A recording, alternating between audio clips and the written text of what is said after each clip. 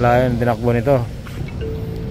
Tapos sa takbo pa ako bukas ng 530. Tumakbo na ako ng 2,000. 2,000 na mahigit na takbo ko from Manitoba. Kasi tumakbo ako ng 2 araw.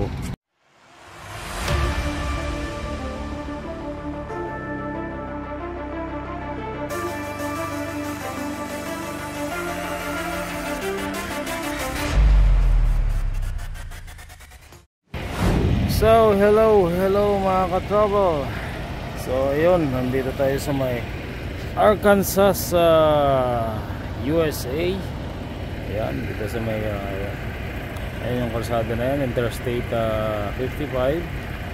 So, bukas magdi-deliver tayo sa may Mississippi, Meridian, Mississippi, no? At yun, dito na ako. Pahinga muna ako dito dahil wala na tayong driving hours.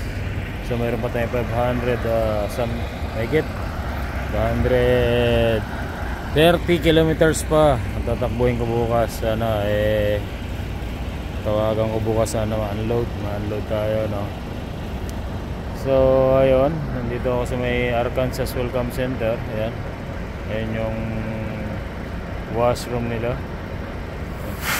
Arkansas rest area. Dito yung mga karagahan ng truck. Ayan, ayun, sa kabila yung mga light vehicle, mga kotse. Malawak yung park nila, no? Tsaka dito malinis. Ayan, nakikita nyo, malinis yan dyan. Bawal magkalap dito, yari ka. Ayan, dito yung truck natin. I-share ko lang sa inyo ang load natin, no?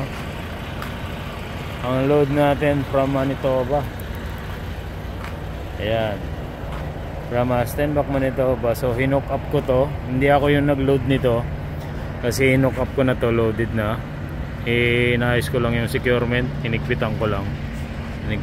Pero Pilipino rin ang nag-pick up nito. I think sabi niya galing Alberta daw. Tapos ito, yan, mga scrap yan, no? Nakikita nyo yun, mga bakal-bakal, scrap metal. So from Manitoba, di-deliver ko dito. Ang layo ng binahe ng mga scrap metal na to, mga kalakal, no? From Manitoba, di-deliver ko ng Mississippi, halos 2,500. Tapos yung pinanggalingan pa nito from Alberta. So I think halos kulang 4,000 km, no? Yung biyahe nito, yung scrap metal lang na to, no? Ayan, no?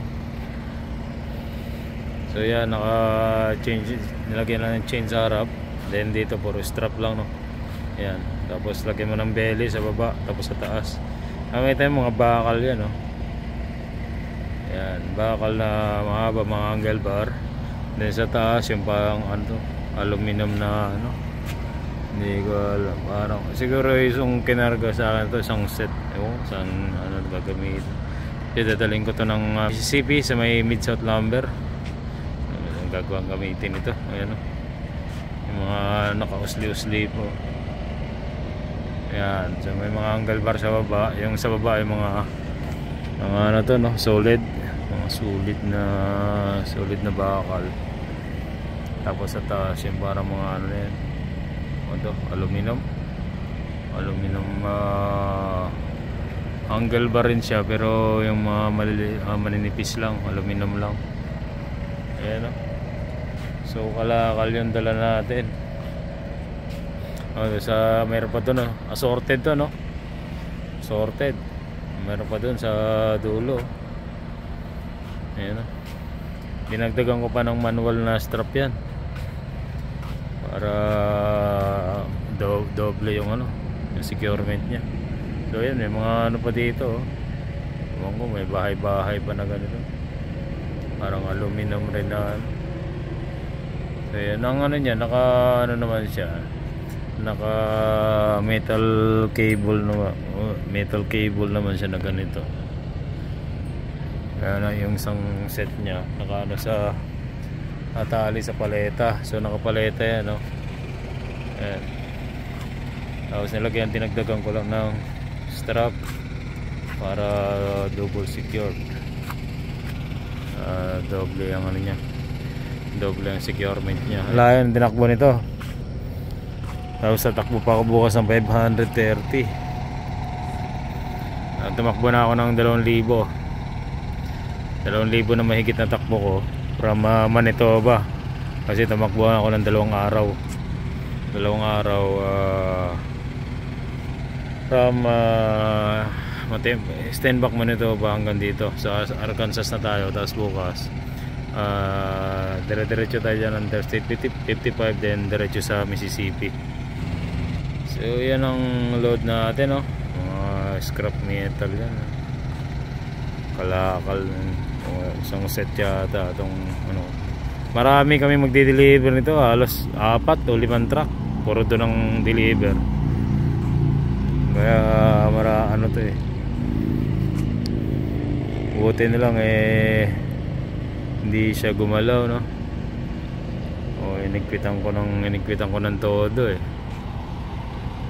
hindi siya gumalaw. Hindi magana yan, kakalat sa kalsada, mag-uunahan. Kailangan na talaga yan lang. Tingnan mo lang check mo talaga yung securement para safe ang natin biyahe natin. So yun, at thank you din, no? At sa wakas monetize na yung channel natin, si Denelson Vlog, no? Kahit nagka-issue nung una, so na-reapply, okay na kasi na-reuse ako nung una. So okay na ngayon, re-apply ko nung na-reapply ko, so okay na, monetize na. Yun. So salamat sa lahat ng suporta sa channel ko, no? Nung una sa pamilya ko, at tumatambay sa tuwing live, no? Tapos sa mga sumusuporta na nagtambay rin sa Norman's Diary, sa buong team niya, kay Norman, sa buong team, Prince Rio, The Night Digger, at sa team niya, no? Sa mga team niya, sa mga tumambay, no? Sumuporta sa channel ko, Pinoy Bisdak, Tracker, at sa Pinoy Extra Road, sila Miss Mary, yun, sa lahat ng team, no? Hindi ko na may isa-isa. Basta salamat sa inyong lahat. Alam niyo na kung sino kayo, at sa lahat ng sumuporta sa kay Denelson Vlog. So hindi ko na isa-isahin kasi alam ko naman na marami kayo, at hindi lang naman nag-iisa, at hindi rin yung channel kung lang ako lang mag-isa. So salamat sa lahat. Yun. So yun lang, no? At share ko lang load ko. At yun, thanks God at monetize na yung channel natin. So tuloy lang sa pag-vlog. At thank you sa inyo lahat. At see you on my next vlog.